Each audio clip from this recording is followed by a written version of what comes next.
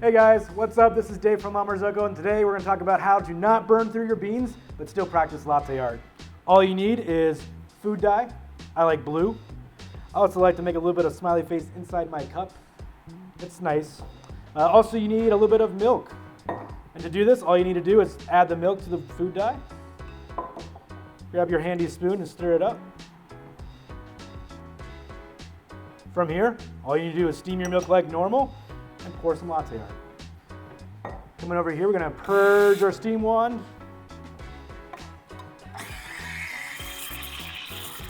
And steam your milk like normal. And once when it gets almost too hot to touch, go ahead and shut it off. Always remember to keep clean. My mom always taught me that. And your steam wand is no different than your old room in your house. So you're going to go ahead and swirl. And we're going to go ahead and pour our latte art. We're going to go ahead and start high. When you're ready to make your design, you can get as close as you can.